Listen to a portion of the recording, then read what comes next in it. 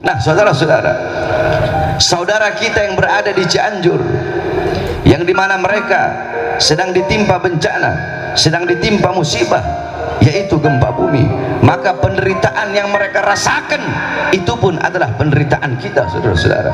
Air mata mereka yang tumpah, yang jatuh, itu pun air mata kita. Darah mereka itu pun darah kita. Penderitaan mereka, penderitaan kita. Rasa sakit mereka, rasa sakit mereka, rasa sakit kita.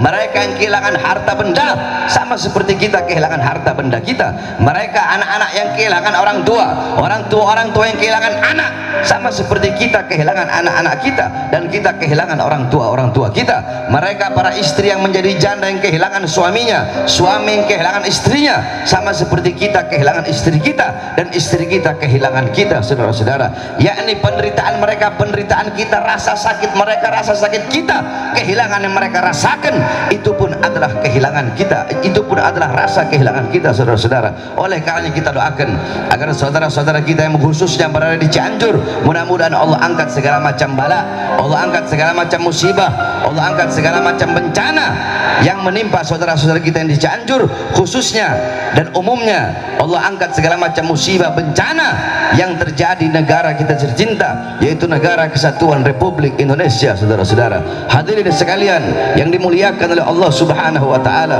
pasti kita bertanya-tanya, apa sebab terjadinya gempa bumi di negara kesatuan Republik Indonesia yang sangat kita cintai ini? Padahal Indonesia adalah negerinya para aulia, negerinya orang-orang soleh, negerinya para ulama. Banyak paku-paku bumi di negara kesatuan Republik Indonesia. Sebelumnya di Lombok gempa bumi, di Palu gempa bumi sampai dengan tsunami. Nah sekarang di Cianjur gempa bumi. Lombok adalah kota 1000 masjid, Lombok kotanya para wali, kotanya para ulama, Palu kotanya para ulama, Cianjur juga kota para ulama, kota para santri. Tetapi kenapa Allah berikan musibah? Kenapa Allah berikan bencana? Saudara-saudara sekalian yang dimuliakan oleh Allah, jangankan di Indonesia, Makkah paling mulianya kota, kota kelahiran Nabi Muhammad SAW, kota yang dimana di kota tersebut dilahirkan makhluk yang paling mulia, makhluk yang paling agung, makhluk yang paling suci, yaitu baginda Nabi besar Muhammad SAW. Makkah pun pernah dilanda gempa bumi, saudara-saudara, sebagaimana dalam hadis yang diriwayatkan oleh Imam Ad-Darul-Qutni dan diriwayatkan juga oleh Imam Bukhari Muslim. Perawinya berbeda, setiap riwayat maka nama gunung berbeda-beda. Riwayat Bukhari Muslim diriwayatkan bahwasanya gunungnya adalah gunung Uhud, tetapi riwayat Imam Ad-Darul Qutni gunung tersebut adalah gunung Thabir. Nah saudara-saudara sekalian yang dimuliakan oleh Allah, ketika gunung tersebut gempa bumi, batu-batunya berjatuhan, di atas gunung tersebut ada Rasulullah, ada Sayyidina Abu Bakar As-Siddiq, Sayyidina Umar bin Khattab, dan Sayyidina Utsman ibn Affan. Ketika gunung tersebut mulai bergoyang, Nabi Muhammad meletakkan tangan sucinya di atas gunung tersebut, dan Nabi Muhammad berkata, belum saatnya bagimu, belum saatnya bagimu, berhentilah berguncang, ketahuilah di atas engkau ada seorang Nabi, maksudnya Nabi Muhammad, ada seorang As-Siddiq, maksudnya Sayyidina Abu Bakar As-Siddiq, dan ada 2 orang syahid, maksudnya Sayyidina Umar bin Khattab dan Sayyidina Utsman bin Affan. Seketika itu juga gunung tersebut mentaati perintah baginda Nabi besar Muhammad dan berdiam dari guncangannya. Ketika gunung tersebut berhenti berguncang, maka Rasulullah bertanya kepada para sahabat, dosa apa yang telah kalian lakukan, maksiat apa yang telah kalian lakukan, sehingga gunung ini bergoyang, bergetar karena takut kepada Allah Subhanahu wa taala. Bahkan di zaman Sayyidina Umar bin Khattab, idza zulzilatil Madinah, ketika Madinah ditimpa gempa bumi, khataba Umar bin Khattab amaman nas, Sayyidina Umar bin Khattab beliau berkhutbah di hadapan manusia. Asra'tum wa ahdastum, kata beliau, sungguh cepat kalian, sungguh cepat apa yang kalian lakukan, sungguh cepat apa yang kalian perbuat, sehingga yang kalian lakukan dan kalian perbuat mengundang bencana dari Allah, yaitu gempa bumi. Kata beliau, wallah, demi Allah, apabila besok ada gempa susulan, demi Allah, aku tidak lagi ingin tinggal dengan kalian, aku akan lari dan tidak akan tinggal bersama kalian. Di zaman Sayyidina Umar bin Abdul Aziz, ketika ketika itu ditimpa gempa bumi, maka beliau mengirim surat kepada para gubernur-gubernur. Beliau panggil gubernur-gubernur tersebut untuk datang.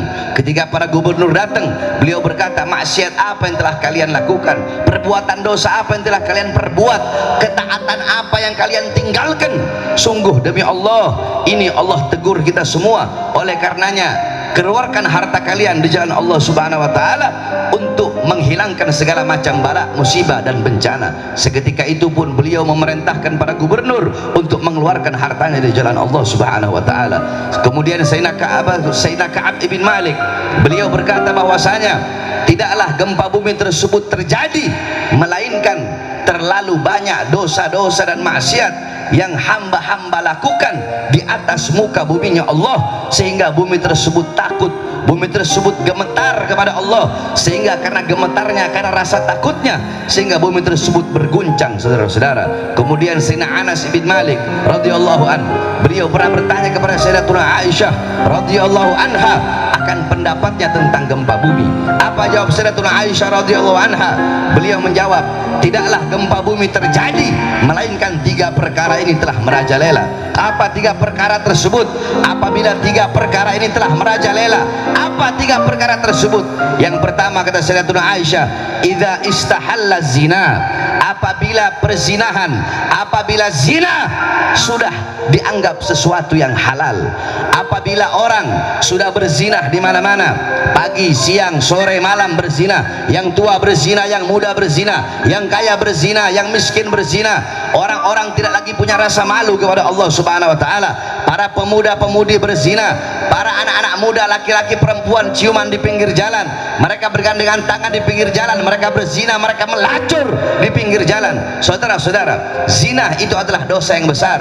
Ada orang berzina secara sembunyi-sembunyi, ada orang berzina secara terang-terangan. Akan tetapi perlu engkau ketahui bahwasanya dosa orang berzina secara terang-terangan itu lebih besar daripada dosa orang yang berzina secara sembunyi-sembunyi. Coba kita lihat anak-anak muda kita, para pemuda-pemudi kita di pinggir-pinggir jalan, saudara-saudara, di pinggir-pinggir jalan malam tahun baru, apalagi malam Valentine, yang paling banyak berzina, yang paling banyak melacur di Indonesia bukan orang Kristen, bukan orang Buddha, bukan orang Hindu, bukan agama lain, tetapi pemuda-pemudi Islam yang paling banyak melacur, yang paling banyak berzina, yang paling banyak berbuat dosa, yang paling banyak berbuat maksiat di Indonesia, saudara-saudara. Apabila pelacuran telah terjadi di mana-mana, wa istibahal khumur, apabila khamr telah dianggap hal yang dibolehkan, apabila khamr telah dianggap hal yang biasa, yakni khamr telah dianggap perkara yang biasa, orang mabok-mabokan pagi, siang, sore, malam mabok,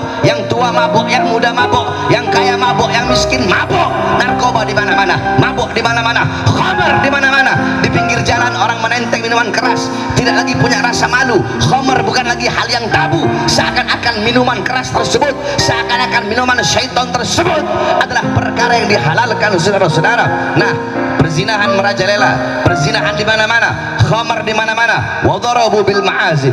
Kemudian orang-orang mulai memainkan musik-musik yang membuat lupa kepada Allah Subhanahu wa taala. Saya perhatikan orang-orang zaman sekarang, pagi, siang, sore, malam sibuk dengan handphonenya, saudara-saudara. Alhamdulillah, saya bersyukur kepada Allah. Udah 1 bulan ini semenjak saya sakit, saya tinggalkan handphone. Saya tidak mau sibuk megang handphone, saudara-saudara. Orang seluruh Indonesia WhatsApp saya tidak ada saya buka, tidak ada saya baca. Saya mulai meninggalkan handphone. Anak-anak zaman sekarang umur 6 tahun pegang handphone, umur 7 tahun pegang handphone, umur 8 tahun pegang handphone. Yang tua, yang anak kecil, yang muda, yang tua, semua sibuk dengan handphone, saudara-saudara. Pagi, siang, sore, malam waktumu diambil oleh handphone. Handphone menjadikan engkau jauh dari Allah, handphone menjadikan engkau jauh dari Rasulullah. Memang betul handphone sesuatu yang bagus, handphone membawa manfaat, tetapi saya perhatikan banyak orang-orang sekarang handphone lebih banyak membawa mudarat. TikTok dan YouTube segala macam, orang-orang mulai lupa kepada Allah, mulai lupa kepada Rasulullah. Ulamanya, ustadz, kiai, habibnya sibuk main TikTok, saudara-saudara. Orang-orang lupa kepada Allah. Handphone, suami istri hadap-hadapan, si suami sibuk main handphone, si istri sibuk main handphone. Handphone menjauhkan orang-orang yang dekat. Kalian berkata handphone kalian bisa berhubungan dengan orang-orang yang jauh, ya. kalian bisa berhubungan dengan orang-orang yang jauh, akan tetapi handphone bisa menjauhkan suami dengan istri, menjauhkan orang tua dengan anak, dan anak dengan orang tuanya. Ini yang terjadi, saudara-saudara. Musik-musik membuat lupa dan lalai kepada Allah. Orkes di mana-mana.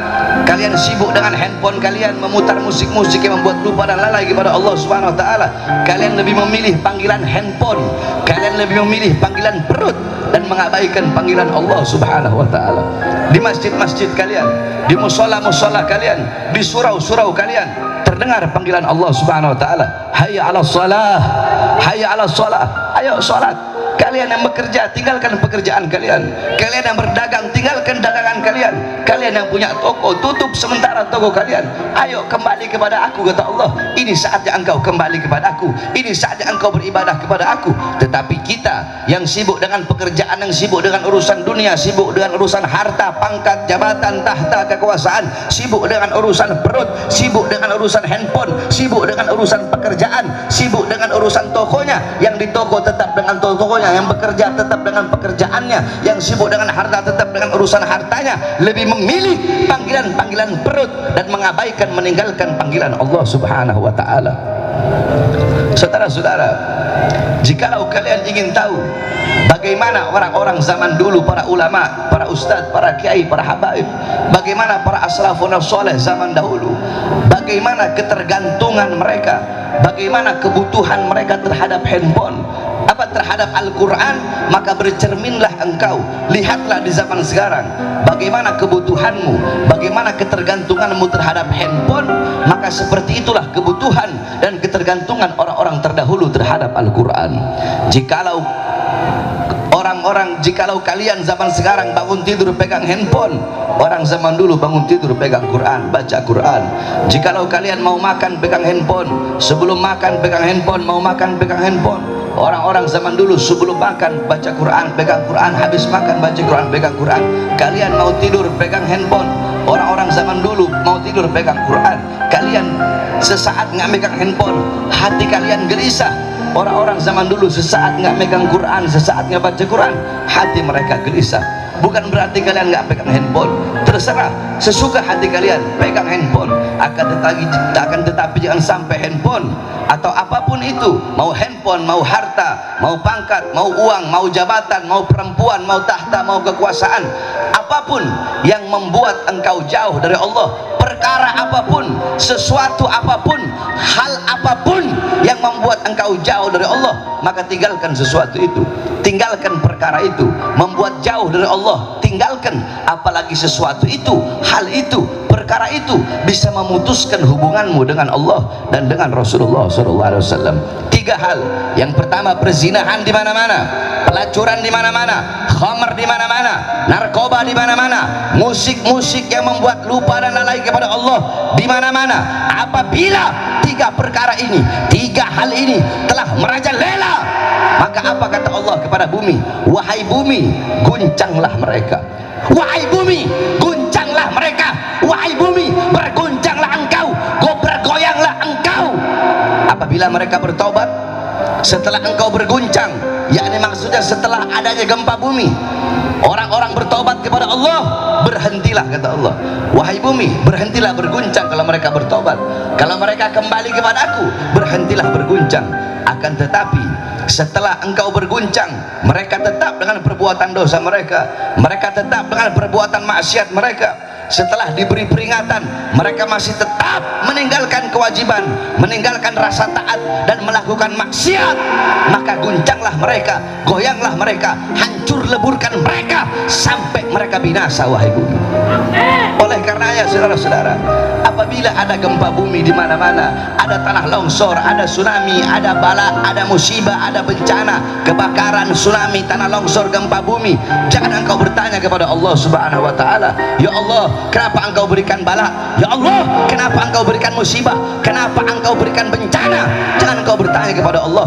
Bukankah Allah berfirman dalam Al-Quran, yakni yakni ma asabakum min musibatin fa bima kasabat aydikum, apa-apa yang menimpa engkau daripada musibah, daripada bencana, itu akibat kerusakan-kerusakan yang kalian lakukan dengan tangan kalian. Ma asabaka min hasanatin fa min Allah wa ma asabaka min sayyi'atin fa min nafsik, apa-apa yang menimpa engkau daripada kebaikan itu datangnya dari Allah, dan apa-apa yang menimpa engkau daripada keburukan, daripada bala, azab, bencana dan musibah, itu akibat perbuatan tangan kalian, itu akibat perbuatan diri kalian sendiri. Apabila ada musibah, ada bencana, ada azab, ada bala dari Allah, jangan engkau berkata, ya Allah, kenapa kau turunkan bala, kenapa kau turunkan musibah, kenapa air laut engkau tumpahkan di muka bumi, ya Allah, kenapa gunung engkau hancurkan, kenapa gunung engkau lulantahkan, kenapa engkau berikan gempa bumi, tanah longsor bagi kami.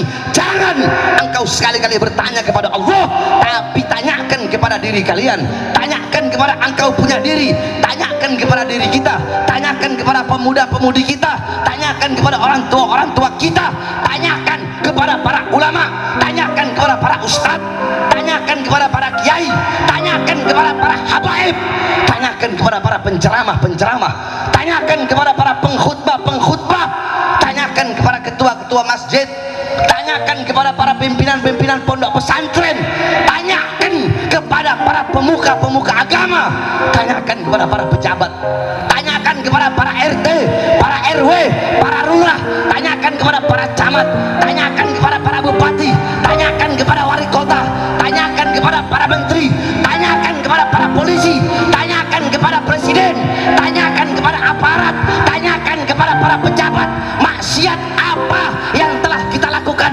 dosa apa yang telah kita lakukan, ketaatan apa yang telah kita tinggalkan sehingga mengundang bala dari Allah, sehingga Allah berikan bala dan musibah bagi negara kesatuan Republik Indonesia, saudara. Jangan engkau bertanya kepada Allah, tapi tanyakan kepada diri kita, tanyakan kepada para ulama kita, tanyakan kepada para pemerintah kita, perbuatan dosa dan maksiat apa yang telah pemerintah kita, yang telah ulama-ulama kita lakukan, saudara-saudara. Para ulama, para ustadz, para kiai, banyak para ustadz, para ulama, para kiai, para habaib, bukan sedikit, saya nggak mau bilang sedikit atau diantara, enggak, ini kenyataan, banyak ulamanya, ustadznya, kiainya, habibnya jadi ulama-ulama kontrak, saudara-saudara, jadi ulama-ulama amplop, jadi kera-kera bersorban, jadi orang-orang yang menjual agama, jadi orang-orang yang menjual akhirat demi kebutuhan dunianya. Tujuan mereka bukan memakmurkan Islam, bukan menghidupkan Islam, mencari hidup dalam Islam, bukan menghidupkan dakwah, mencari hidup dalam dakwah, bukan menghidupkan pondok pesantren, mencari hidup dalam pondok pesantren. Covernya Islam, luarnya Islam, di dalamnya tujuan perut masing-masing, tujuan perut masing-masing. Sehingga kalau ada ulama, para ustadz atau kiai atau habaib yang tujuannya perut, maka nilainya di sisi Allah sama seperti dengan sesuatu yang keluar dari perutnya, saudara-saudara. Tanyakan kepada para pejabat-pejabat, para pemerintah, dari RT sampai presiden, tanyakan kepada para perangkat-perangkat negara, sudahkah mereka memakmurkan rakyat, mensejahterakan rakyat, atau sebaliknya menyusahkan rakyat? Berapa banyak darah, keringat, harta rakyat yang mereka ambil, hak-hak rakyat yang mereka ambil, berapa banyak harta-harta rakyat yang mereka korupsi? Tanya kepada mereka, kepada para ulama dan para pejabat, saudara-saudara. Sehingga karena perbuatan-perbuatan dosa kita lah, bisa jadi bukan karena perbuatan dosa yang dilakukan oleh mereka yang ada di Cianjur, tapi gempa yang Allah berikan, musibah yang Allah berikan kepada saudara-saudara kita yang ada di Cianjur, bisa jadi itu akibat terlalu banyaknya perbuatan dosa dan maksiat yang saya, engkau, yang kita lakukan. Bisa jadi karena perbuatan dosa kita, saudara-saudara kita di Cianjur terkena atas dampak musibah, atas dampak daripada perbuatan-perbuatan dosa yang kita lakukan. Oleh karenanya, saudara-saudaraku sekalian, yang dimuliakan oleh Allah, kembalilah kepada Allah Subhanahu wa taala. Bertobatlah saya, bertobatlah kita semua kepada Allah. Kembalilah kepada Allah Subhanahu wa taala. Jadilah kita hamba-hamba yang taat, yang patuh, yang tunduk kepada Allah. Bersihkan hati kita dari kecintaan kepada duniawiyah, kepada harta, pangkat, jabatan, pujian orang, kepada kemasyhuran, kepada kejayaan dunia, dan kepada kemakmuran dunia. Kembalilah kepada Allah, takutlah kepada Allah. Jangan pernah engkau merasa aman dari azab dan siksa Allah.